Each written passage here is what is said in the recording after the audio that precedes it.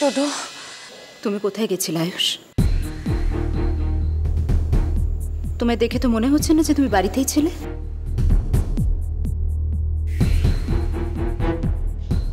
ভাই দেখ, সময় চলে যাচ্ছে, আমাদের হাতে কিন্তু বেশি সময় নেই। আগে কাজের কথাটা হোক। তোমার যা যা প্রশ্ন সেগুলো নয় পরে করো মধু। তুমি নিশ্চয়ই কোনো আউটডোর্সে গেছিলে, আর তোমার মা সেটা ম্যানেজ করবার জন্য সবাইকে বলছেন তুমি নাকি ওপরে রেডি হচ্ছ। আচ্ছা আয়ুষ, তুমি কোথায় যাও, কখন ফিরবে, সেটা তোমার মাকে না বললেও অ্যাটলিস্ট অন্তত মধুকে বলো।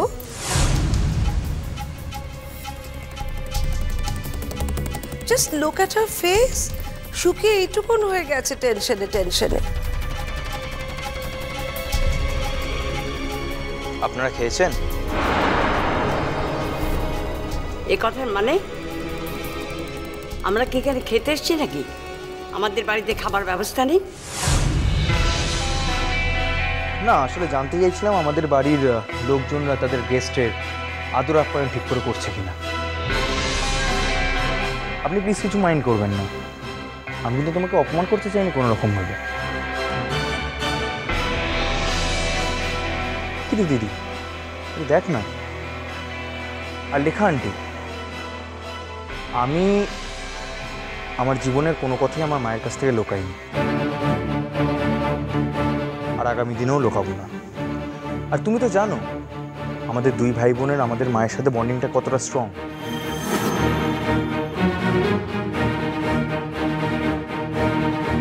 এত কথা বলে সময় নষ্ট করার মতো সময় নেই আর। ওরা অনেকক্ষণ ধরে ওয়েট করছেন, যাও গিয়ে আসল কাজটা করে এসো। দাঁড়াও বাবা, আমার মাকে কেউ অপমান করলে স্বামী হিসেবে তোমার খারাপ না লাগলেও ছেলে হিসেবে আমার হিউমিলিয়েশন হয়, আর আমি সেটা কখনো হতে দেবো না। ইয়েস মধু,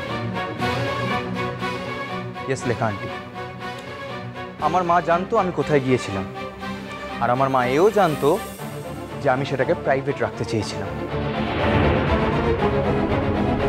আর আমার মা আমাকে সম্মান জানানোর জন্য সেটাকে হাইড করেছিল, নিজে মিথ্যাবাদী সেজেছিল।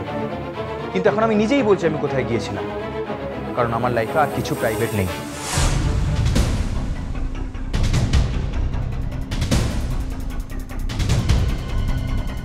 আয়ুষ এক্ষুনি একটা মারাত্মক সর্বনাশ করতে যাচ্ছে। যেমন করেই হোক ওকে থামাতেই হবে, যেমন করেই হোক। আমার নিজের সুখের জন্য আমি আয়ুষের কিছুতেই এত বড় একটা ক্ষতি হতে দেব না, কিছুতেই না। আমি মধুপুরাই গেছিলাম,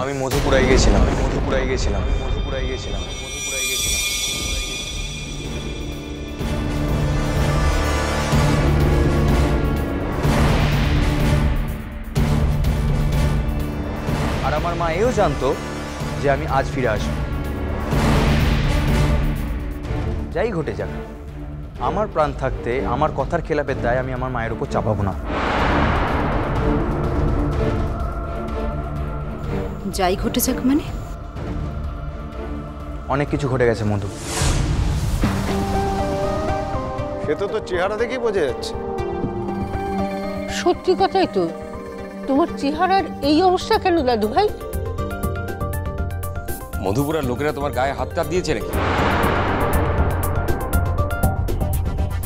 এত বড় একটা ব্লান্ডার তুমি কেন করতে গেলে বলো তো? কেন? আমি জানলে কিছুতেই তোমাকে যেতে অ্যালাউ করতাম না।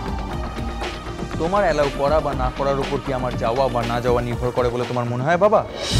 আয়ুষ, গিয়েছিলাম আমার অপরাধের জন্য, আমার কৃতকর্মের জন্য ক্ষমা চাইতে। আমি তুতুলের গায়ে হাত দিয়েছিলাম, ওকে মিথ্যে অপবাদ দিয়ে বাড়ি থেকে বের করে দিয়েছিলাম। কিন্তু পরে জানা গেছে তুতুলের সেদিন কোনো দোষ ছিল না।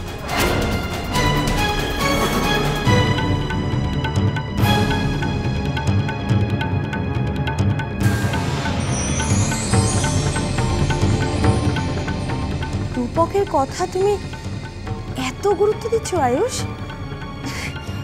ওর কথার উপর ভরসা করে তুমি তোমার আশীর্বাদের দিনে মধুপুরে চলে গেলে? আমি যে শুধু রূপকের কথাকেই গুরুত্ব দিয়েছি সে কথা কখন বললাম কাকিমণি? আমি তো মধুর কথাকেও গুরুত্ব দিয়েছি।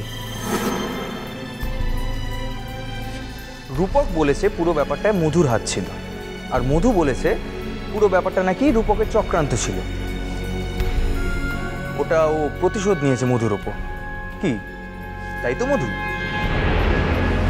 ইন এনি কেস দেখা যাচ্ছে তুতুল মেয়েটা নির্দোষ।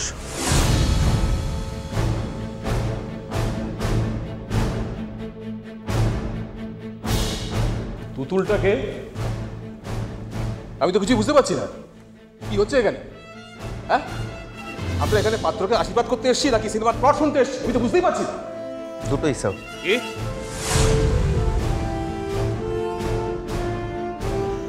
বলছি দুটোই করতে হবে আপনাকে। তুতুল কেমন মেয়ে সেটাও জানতে হবে, আর আমাদেরকে আশীর্বাদও করতে হবে। আফটার অল আপনারা আমাদের গুরুজন। আজ আমি সকলেরই আশীর্বাদ চাইবো আমাদের এই নতুন জীবনে প্রবেশ করার আগে। নতুন জীবন? সর্বনাশ, আর একটু এগোতে দেওয়া যাবে না আয়ুষকে। এবার ওকে থামাতে হবে, থামাতেই হবে। নতুন জীবন মানে তো ঠিক বুঝলাম না। কার নতুন জীবন? কিসের নতুন জীবন?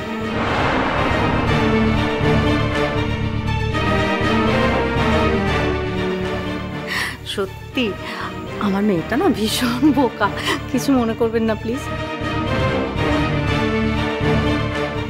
নতুন জীবন এটা আবার প্রশ্ন করে জিজ্ঞেস করতে হয় মধু? তোমার আর আয়ুষের নতুন জীবন। তোমাদের আজ আশীর্বাদ না? আশীর্বাদ কিন্তু বিয়েরই একটা পার্ট। না আন্টি,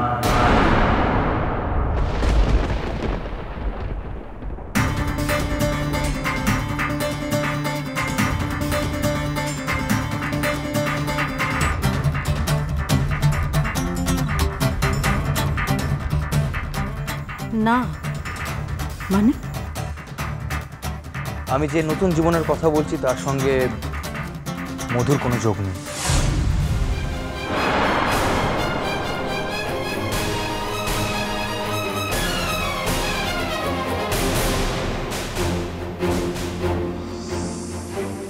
মা, আজ আমি সকলের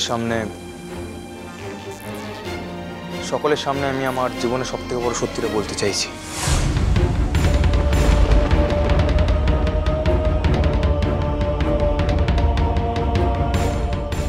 কি টোটো? আমি বুঝতে পারছি না তুই কি বলতে চাইছিস। তার মানে ওকে তুতুলকে নিয়ে কিছু?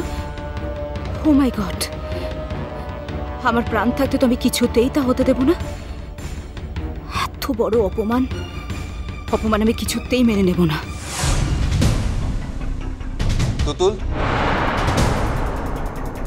এদিকে এসো, সবাইকে প্রণাম করো।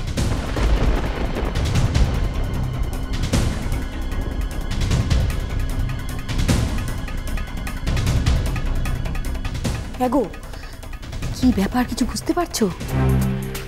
মনে হচ্ছে যা সর্বনাশ হওয়ার হয়ে গেছে। অবশ্য এই সর্বনাশে আমাদের লাভই হবে। তুমি কি বলতে চাইছো আয়ুষ মেয়ে? এখন কথা না বলে শুধু চুপ করে দেখো কি হয়। কি হলো তুতুল?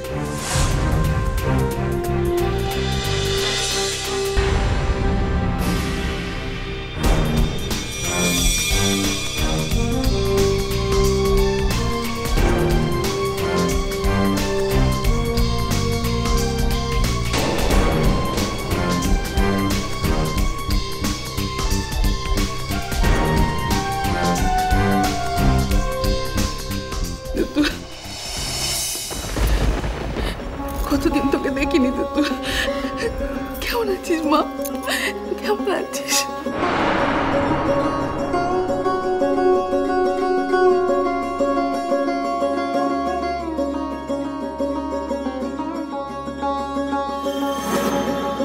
শেখর, সামলাও তোমার বউকে। এখানে আমরা সবাই একটা অনুষ্ঠানের জন্য এসেছি। আর এই মেয়ে, তুমি কেন এসেছো আবার এখানে? হ্যাঁ, কি চাই তোমার এখানে?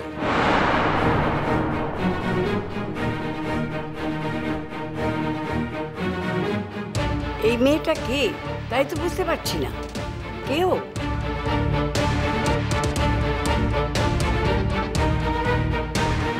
দীপ, এই মেয়েটির কথা আগে কখনো বলনি তো?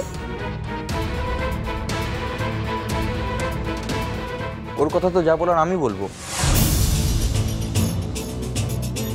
এখন তো অন্য কারোর কথা বলার কথা নয়।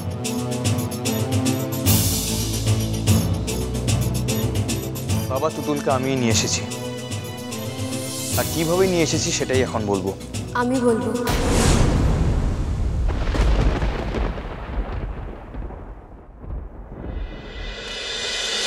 চোখের তারা